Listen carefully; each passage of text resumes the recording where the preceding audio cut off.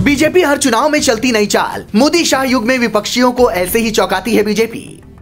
राजस्थान में रानी की एक नहीं चली, 23 नवंबर को राजवाड़े में फाइनल, चलेगा मोदी मैजिक। लाल डायरी के काले राज में डूब जाएगी जादूगर की सरकार। राहुल गांधी भी बोल चुके, हार रहे हैं राजस्थान। बीजेपी का केंद्रीय नेतृत्व यानी कि मोदी शाह की जोड़ी चुनावों को लेकर हर बार नया प्रयोग करते हैं। विपक्ष के साथ साथ बीजेपी के अंदर भी नेता उन प्रयोगों के चपेट में आ जाते हैं। बीजेपी ने पहले एमपी में सांसद मंत्रियों को विधानसभा में उतार दिया।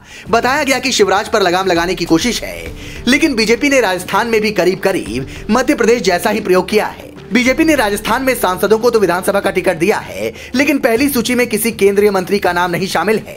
विधानसभा उम्मीदवार बनाए गए सांसदों में दो नाम काफी जरूरी हैं। एक है दिया कुमारी और दूसरे हैं राज्यवर्धन राठौर। दिया कुमारी राजस्थान की राजसमंद लोकसभा सीट से सांसद हैं, जबकि राज्यवर्धन राठौर संसद में जयपुर ग्रामीण लोकसभा क्षेत्र का प्रतिनिधित्व करते हैं। इन दोनों के अलावा किरोड़ी लाल मीणा, बाबा बालकनाथ, देवी सिंह पटेल, नरेंद्र कुमार और भगीरथ चौधरी को भी विधानसभा का उम्मीदवार बनाया गया है। सांसद दिया कुमारी को विधानसभा का चुनाव लड़ाना राजस्थान वाली महारानी वसुंधरा को बिल्कुल भी पसंद नहीं आया। बीजेपी और उसका केंद्रीय नेतृत्व वसुंधरा की मनमानियों से परेशान है। बीजेपी चाहती है कि राज्य में वसुंधरा के समानांतर कोई नेता खड़ा किया जाए। वसुंधरा राजे की तरह दिया कुमारी भी राजघराने से संबंध रखती हैं। वो जयपुर के महाराजा सवाई सिंह और महारानी पद्मनी देवी की बेटी हैं। मध्य प्रदेश के सिंधिया और राजस्थान के धौलपुर राजघराने से ताल्लुक रखने वाली पूर्व मुख्यमंत्री वसुंधरा राजे के लिए ये संकेत बिल्कुल भी अच्छा नहीं है। प्रधानमंत्री नरेंद्र मोदी की जयपुर रैली के दौरान दिया कुमारी को मिली वीआईपी ट्रीटमेंट ने हर किसी का ध्यान खींचा था। वसुंधरा राजे के तेवर कमजोर हों, उसके लिए बीजेपी क्या क्या कर रही है वो समझिए।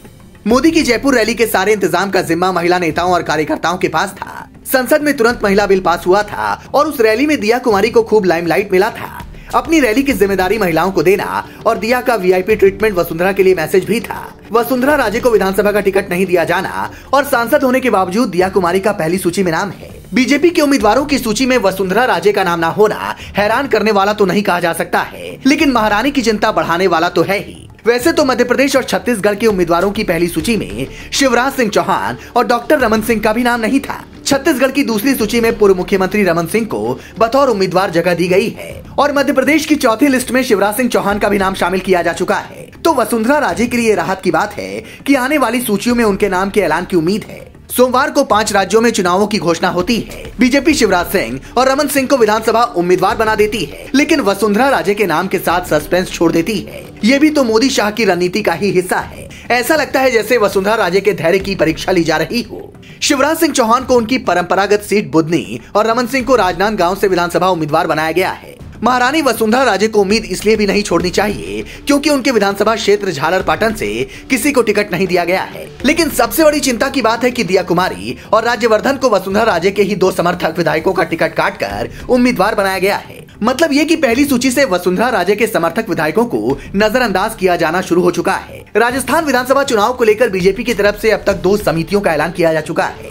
एक चुनाव प्रबंधन समिति और दूसरी संकल्प पत्र समिति। दोनों ही समितियों में वसुंधरा राजे को शामिल नहीं किया गया और दोनों ही समितियों में वसुंधरा राजे के कट्टर विरोधी माने जाने वाले नेताओं को काम दिया गया है। ये सारे वो कदम हैं जो बतलाते हैं कि बीजेपी महारानी और उनकी मनमानी से तंग आ चुकी है। देखना ये है कि महारानी वसुंधरा के पास क्या कोई राजनीतिक जवाब है या नहीं। Bureau report, leading Bharat TV.